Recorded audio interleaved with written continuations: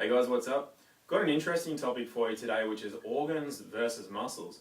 And this is something that I bring up in the various core conditioning seminars that I run, and it really piques people's interest because it's something that they weren't quite aware of, and how it really ties into their training and their life in general.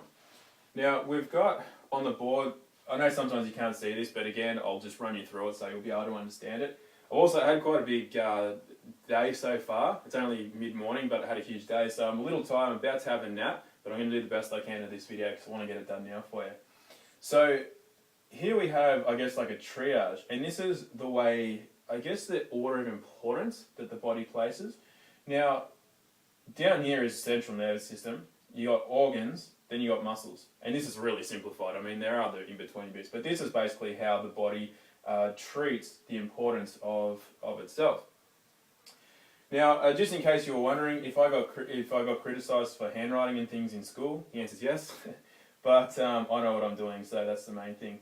Now, people's primary concern with their training essentially is their muscles. People are just thinking about muscles. People just want to do bicep curls because for some reason they think it doesn't have anything to do with other muscles in the body or other systems altogether.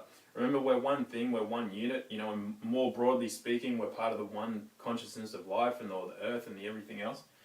But let's just bring this back down to muscles. And two people's primary concern with muscles are aesthetics and performance. And this actually is a bit of a catch-22 because what happens is a lot of people are concerned with trying to, I guess, get bigger muscles and more weight and whatever else. But the problem is that when you're just training you might have heard the term mirror muscles. The other way you can describe that is the global unit or the outer unit. And if you're training that at the expense of the stabilizers in the inner unit, you'll get to a point where those stabilizers can't keep up with the global unit, and you're either going to get injuries or you're going to get a plateau, and you're not going to be able to keep improving in your athletic goals. Whether it's just to look the way you want to look or whether you actually want to perform in some way. So performance and aesthetics go hand in hand. You've got to understand that. Now, where it gets interesting is organs versus muscles. And here's a key question for you. What do you think is more important? Filtering your blood through the kidneys or being able to kick a football as far as you can? Well, the reason that's important is that the kidneys and the psoas muscle run on the same neural loop. So, I mean, you can hack a leg off, right? And although it wouldn't be very much fun, or you wouldn't like it very much, there's a fly getting around.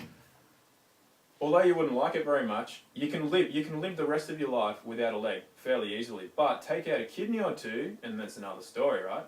So it's going to give you, the body places more importance on the organs, which sit, here to here, than it does on the muscles, which are there just to, legs are important because they're there to get us food, but we are designed as a species that relies to a fairly large extent on our brothers and sisters, right? So you can get along without a leg. Can't really get along too well without kidneys. Now, the kidneys are actually on the same, I guess, pathway as the adrenals and the adrenal complex. So again, this all ties, it can get quite deep when we go into this topic.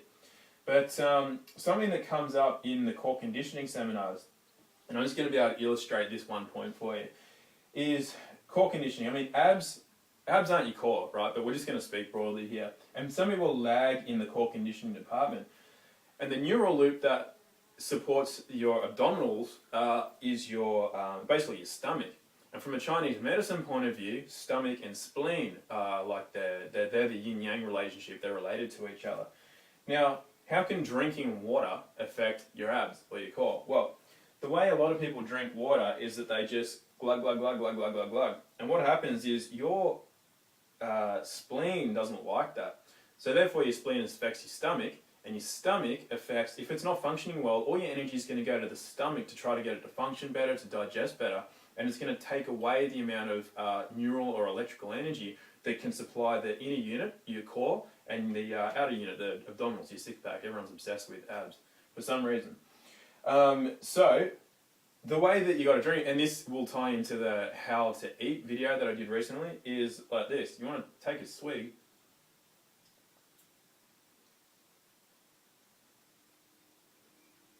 See how long it took me to just take that mouthful?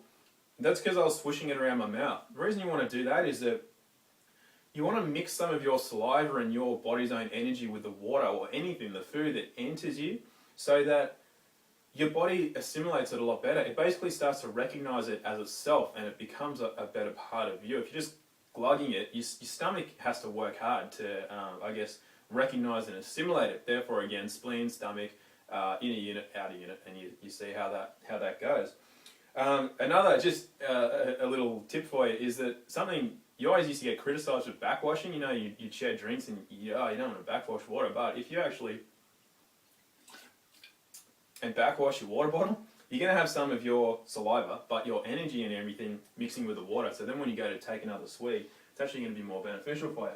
So there's a free tip for you. Now, getting down below nervous systems, you can't see this on the board or anything, but you've got thoughts, emotions, your childhood, and you've got beyond. So you can go really, really deep with this, but of course we're just talking here about organs versus muscles. But it's important to remember that even if you're one of those people that just wants to sit and do bicep curls, or just wants to sit and do crunches because you think you're going to get abs, there's a whole world that you're just not taking into account, and you might even be unaware of. So that's the whole point of the video. Now, the other point to this is that you may need, like if you're one of those people that is into bodybuilding or even just performance, let's say your legs or something, it's lagging behind and it's affecting your performance. You may need to take some time to tone to tone an organ in order to bring up a lagging body part. And I'm sure that's something that a lot of you may never have considered. So then how do you bring up or tone up an organ? Well, the three main ways are the fluids and the liquids you drink, certain teas, how you drink it, as I just demonstrated, your food. The food is huge. Nutrition can either take away from certain organs, take away energy, or it can tone and bring energy in. So it's important to start to learn a bit about what foods do and what different herbs do. And exercise, the way you move. There are certain ways that you'll move that will actually deplete organs and organ systems and complexes, like certain glands that accompany those. And there are certain ways to move, such as how I showed you in the working in versus working out video, that will actually tonify an organ and bring it energy. And then it may only take 2 or 3 weeks, and then you can start to, once that organ it has its energy and things back, then you'll find that the related muscles are going to come back in and they'll start to catch up with the rest of the body. And then where you hit that plateau, you'll now be able to get to the next level. So I hope that helped in some way. I hope that you found it interesting. It's a fascinating topic, I find, for myself. So any other questions on that, if you want me to get a little deeper or more specific in any ways, feel free to write in. Till then, catch you on the next video.